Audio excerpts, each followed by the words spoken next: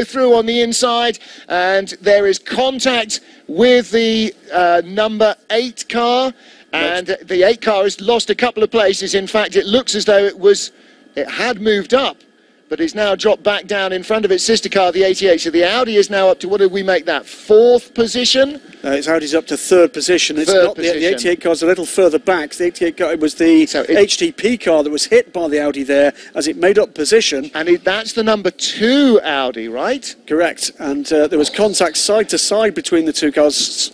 That was at Arenberg. So he got deep in, down the hill, under braking. The 29 car and the 2 car getting together, both of surviving that and getting away from both the Arenberg cars, which are both now, by the way, cleared the 9 car as well. Yeah. That 9 car is struggling.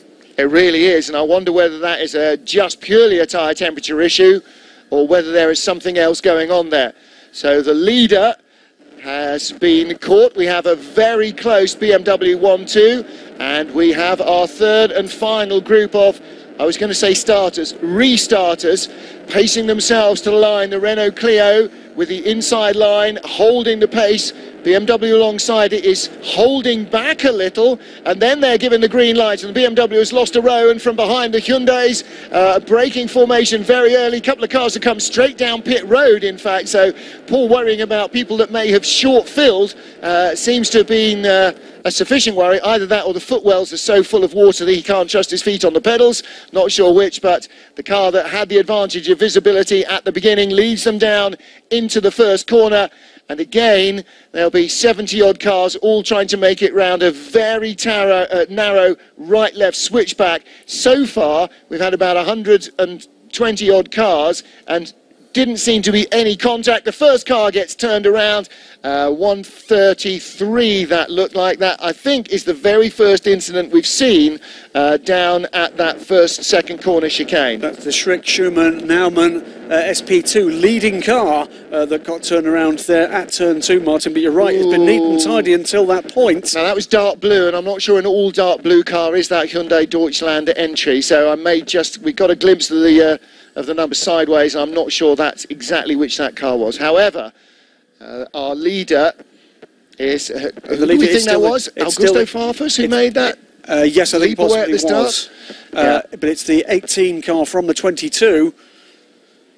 And right from the moment the lights changed, that number 9 Mercedes was in trouble. He had visibility, but as they found out 4 wide behind him, then so did the next 4 or 5 cars, because, of course, they had nobody in front of them apart from the number 9 car, so very little spray to deal with. And sweeping around the outside, whoever was in that number 18 BMW just had a phenomenal move to snatch the lead, caught the number 9 Mercedes unawares. Number 9 car has not regained its composure and has dropped a good 7 or 8 places down the order as well. As they, when they get to start-finish, assuming that they do, that will be our first change of leader. One of those little things that I count, because the number 9 Mercedes had led up until that point, so 4 hours and 40 minutes of the session having elapsed when that change took place. But as I say, they still have to make their way around the remainder of this lap, and who's to say that might not change a few times before we get back to the start-finish line. Absolutely right. That's a very good call. The very first change of lead, as we said, the Mercedes led from the first inch of the race and right the way down until possibly Augusto Farfus muscled his way around the outside. That was a really, really ballsy move. I mean, that was a classic touring car driver's move, actually. He may well have watched a bit of the World Touring Cars earlier, having been an alumnus of it, and gone, oh, right, okay, well, if that works for the Citroens, I'm having a bit of a run at that. And for everybody else, outside the top 5 in each of the starting groups, forget it. You know, I'm not surprised people were braking past us long before the end of the pit lane. I would have been as well. The leaders now are in dense fog. It's no longer mist, is it? That's not water hanging in the trees. This is now fog in the trees. And have they gone through the carousel? I think this is the Vipperman section. Whatever. The visibility, which is always at a premium here because the corner-to-corner range is very short, is very much reduced now. It's not just spray off the car in front.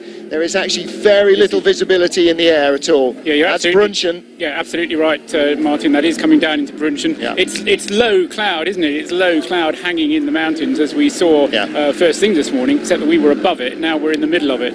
The running order at the moment, though, it's the 18 BMW from the 22. Then it's the number 2 Audi trying to make up ground on the 2 leaders. 29 Mercedes-Benz made a great restart, but has dropped back to 4th and is now under threat from both of the Aerobo Mercedes. Number 2 Audi was 9th at the restart, is now up to 3rd. However, we now have 5-car lead train as they drop into the mini carousel. They've got 6-car lead train because both Haribo Mercedes have now latched back on. So they've got temperature and pressure back up into their tyres.